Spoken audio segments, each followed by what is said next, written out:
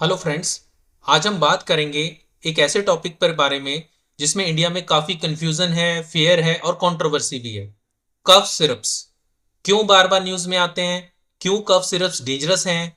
क्या बच्चों को नहीं देने चाहिए? ये फर्स्ट एक्चुअल में किस बात का है, तो आइए जानते हैं इस वीडियो में। दोस्तों, हमारे देश में जब भी किसी भी बच्चे, बूढ़े या अडल्ट को, किसी को भी थोड़ी सी भी खांसी होती है तो हम स्ट्रेट अवे क्या करते हैं, हम कफ सिरप शुरू कर देते हैं। इसी की वजह से कंट्रोवर्सी होती है, कंफ्यूजन होती है, देना चाहिए या नहीं देना चाहिए, और फिर डर भी हो जाता है और साथ के साथ किसी किसी जगह पे डेथ भी हो जाती है। टॉक्सिक सिरप्स ट्रेजेडी, यह भी रिसेंटली आपने मध्य प्रदेश में सुना होगा कि कुछ कफ सिरप पीने से कुछ बच्चों की डेथ हो गई। तो ये बड़ा अनफॉर्चुनेट इंसिडेंस था। तो इसके पीछे क्या क्या कारण थे हम आगे जानेंगे। तो सबसे पहले हम यही समझ लेते हैं कि ये कफ कफ सिरप जो होते हैं वो यूज क्यों किए जाते हैं। क्यों? ये होते हैं ड्राई कफ सिरप्स और वेट कफ सिरप्स, और कुछ एक कॉम्बिनेशन होते हैं। तो जो ड्राई कफ सिरप्स होते हैं वो तब यूज किए जाते हैं जब खांसी जो है वो जो है वो ड्राई होती है, उसमें म्यूकस प्रोडक्शन नहीं है, यानी बलगम नहीं होती। तो उसके कुछ इंग्रेडिएंट्स होते हैं जैसे डेक्स्ट्रोमेथोर्फिन, कोडीन, नोस्केपिन, इस तरह के। जो वेट कफ होता है जिसमें फ्लेगम या म्यूकस प्रोडक्शन होती है, यानी बलगम भी बनती है, उसके गुआफेंसिन, एम्ब्रोक्सोल, ब्रोमेक्सिन ऐसे उसके इंग्रेडिएंट्स होते हैं। कॉम्बिनेशन कफ सिरप्स में क्या होता है कि इनमें कॉम्बिनेशन होता है, इन दोनों का कॉम्बिनेशन होता है जिसमें एंटीहिस्टामिन्स, ब्रोंकोडायलेटर्स, पेन किलर, डीकंजेस्टेंट्स होते हैं। तो यही मेन प्रॉब्लमेटिक होते हैं जो कॉम्बिनेशन कफ सिरप्स होते हैं, क्योंकि इन्हीं की वजह से इनकी जो एक्चुअल में जो इनकी डोजेस होती है वो कई बार किसी ज्यादा हो जाती है, किसी में कम हो जाती है, जिसकी वजह से मेन प्रॉब्लम अराइज होती है। Why are combination cough syrups a problem?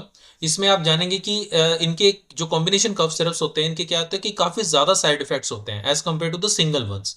Higher chances of overdosing, अगर आप जैसे क्योंकि कॉम्बिनेशन में है तो कई बार बच्चे को ज्यादा भी ओवरडोज भी हो सकती है।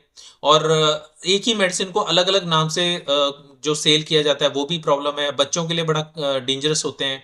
और बॉडी जो है वो सिरप्स को लेने के बाद ड्राउजी हो जाती है और डिजी हो जाती है, तो बच्चों को इसी वजह से कई बार ओवरडोज हो जाती है।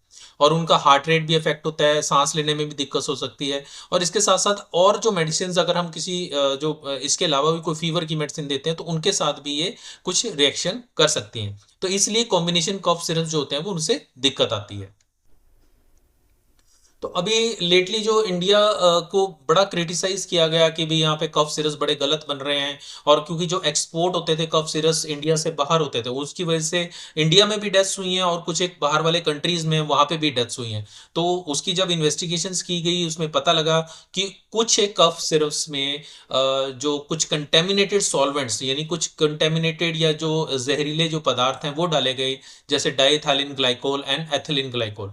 इन प्रोडक्ट्स की वजह से, इन सॉल्वेंट्स की वजह से जो बच्चों में खासकर किडनी फेलियर हो जाता है, इन्हीं की वजह से वो जो डेथ्स हुई हैं। तो ये उन्होंने एक्चुअली, ये इंडस्ट्री सॉल्वेंट्स होते हैं, ये चीप मिलते हैं, इसी वजह से उनको यूज किया गया एज कम्पेयर टू जो रूटीन में यूज करने चाहिए थे सॉल्वेंट्स, पर वो नहीं यूज किए गए। और ये चीप वाले जो सॉल्वेंट्स है जो कंटेमिनेटेड है उनको यूज किया गया, जिसकी वजह से वो कफ सिरप्स जहरीले हो गए, डेंजरस हो गए और उनसे डेथ्स हुई। तो this is the main reason. अब misuse of cough syrups क्या होता है कि जैसे cough syrups is a quick fix, यानी कभी खांसी हो, जुकाम हो, एलर्जी हो, थोड़ा सा भी अगर वायरल फीवर लगता है तो हम कफ सिरप देने लग जाते हैं बच्चे को खासकर। तो even though cough in 90% cases is cause by viral infections which don't need any syrup.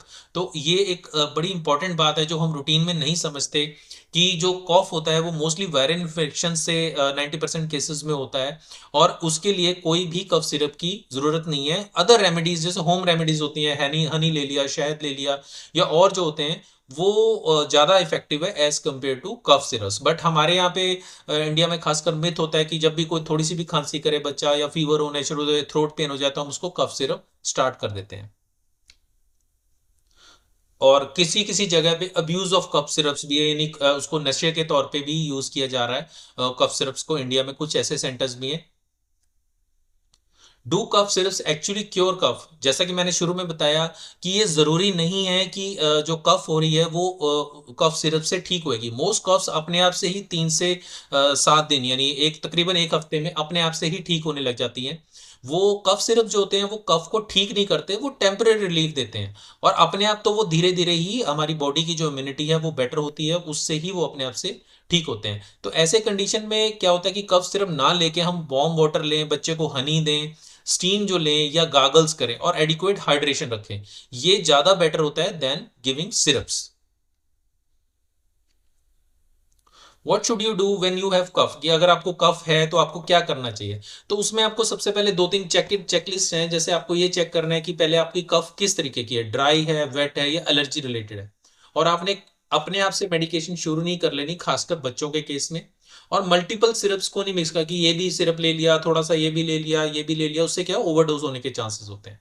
और आपने डॉक्टर को विजिट करना है। यदि आपकी कफ 3 हफ्ते से भी ज्यादा चल गई है, उससे भी ठीक नहीं हो रही है, तो आपने डेफिनेटली डॉक्टर को विजिट करना है। या आपको हाई फीवर है, आपकी जो बलगम है उसमें खून आ रहा है, या आपको सांस लेने में भी दिक्कत हो रही है, तो आपने डेफिनेटली डॉक्टर को विजिट करना है।